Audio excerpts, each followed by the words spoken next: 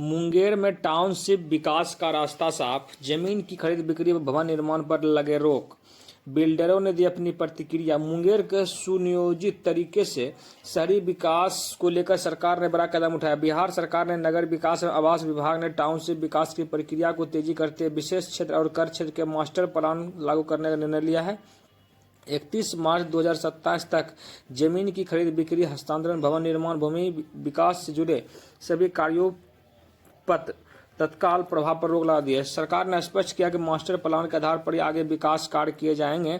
वहीं टाउनशिप विकसित होने के बाद मुंगेर शहर में आधुनिक सड़कें, जलापूर्ति, सीवरेज, आवासीय परिसर, व्यावसायिक केंद्र जैसी सुविधाएं उपलब्ध कराई जाएगी, जिससे मुंगेर में एक नया आर्थिक गतिविधि केंद्र विकसित होगा, जो भी आसपास के क्षेत्र को भी लाभ पहुंचाएगा। सरकार के अनुसार इस क्षेत्र में सैटेलाइट टाउनशिप बनने से मौजूद शहरों पर दबाव कम होगा, निजी और संस्थागत निवेश और बढ़ेंगे। मास्टर प्लान किसी शहर के भविष्य का विकास खड़ा होता है, जिसमें सड़क, आवास, जल निकासी, व्यावसायिक क्षेत्र, सार्वजनिक सुविधा का समुचित निर्धारण किया जाता है। वहीं बिल्डरों के द्वारा गुरुवार की दोपहर 3 बजे करीब बताया गया कि सरकार की यह पहल बहुत तेजी से कार्य करेगी। सरकार ने कल कैबिनेट में एक मामला पास हुआ था, जिसमें 11 जिलों को सैटेलाइट टाउनशिप बनाने को लेकर के जमीन की खरीद बिक्री पर रोक लगा दिया। आप एक बिल्डर हैं, एक व्यवसायी हैं, आप इसको कैसे देखते हैं? ये नमस्कार। बिहार सरकार देखिए, टाउनशिप के लिए अगर जो अपना 11 जिले में रजिस्ट्री के लिए बेचना खरीदना जो बंद कर दिया है, सरासर गलत है। इसमें होना चाहिए। आप अगर जो बिहार सरकार आगे बढ़ाना चाह रहा है मुंगेर को भी, आप बाकी जिला को, तो अच्छा बात है, लेकिन इसमें थोड़ा सा संशोधन होना चाहिए। कुछ लोग जमीन जो है रखे हैं बेटी के शादी के लिए रखा रहता है कि मेरा बेटी का शादी होगा तब बेचेंगे, कुछ इलाज पे जरूरत होता है तब बेचेंगे।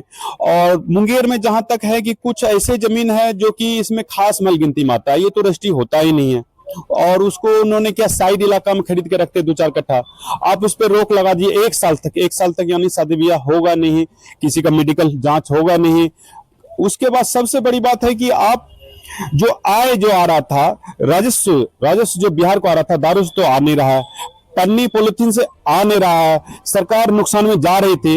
रजिस्ट्री के कारण ही ज्यादातर आय आ रहा था बिहार में, जो कि हम पेंशन या जो सरकार का यूज हो रहा था पैसे का।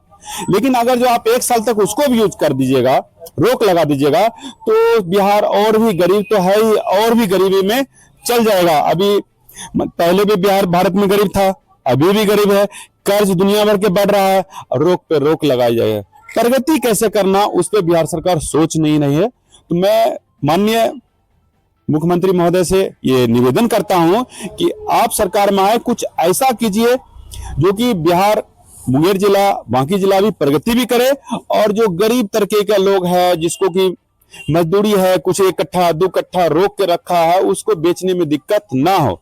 आप चिन्हित कीजिए जो बड़े से जमीन है, जहां 200-300 बीघा जमीन है, उस पे रोक लगाइए, उस पे कुछ कीजिए, अच्छा बात है। लेकिन शहर इलाका में या गांव इलाका में जिसका छोटा मोटा जमीन है, उसको रोक लगने से बहुत ही नुकसान है।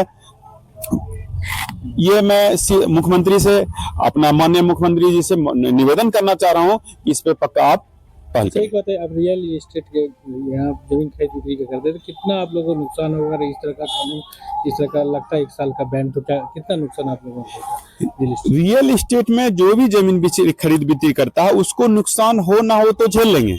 सबसे बड़ा जो नुकसान होता है, सिंपल परिवार, जो नॉर्मल परिवार रहते हैं, जिसको कि जमीन ही खरीदते इसीलिए कि हम शादी में, अपनी बच्ची की शादी हो या माँ बाप की जरूरत हो या घर बनाने के लिए अभी खरीद लिए, 10 लाख में जब बढ़ेगा रेट तब घर बनाएंगे या बेचेंगे या रिटायर होके बेचेंगे, उस सबको बहुत ही नुकसान होने वाला है। 1 साल तक समझिए राजस्व की बिहार में मारामारी होने वाला है, खास करके 11 जिले में, जहां आप जिस जिले में बोल रहे हैं कि आप रजिस्ट्री नहीं होगा, उसमें सबसे ज्यादा, उसमें मुंगेर तो अहम रोल पर रहेगा। मुंगेर में भारी दिक्कत होने वाला है, क्योंकि मुंगेर में बहुत सारा खास माल है, खास माल तो होता नहीं है रजिस्ट्री, वो तो ऐसे भी बेकार है, और अब बाकी को भी समझिए बेकार कर दीजिए, भारी दिक्कत होने वाला है।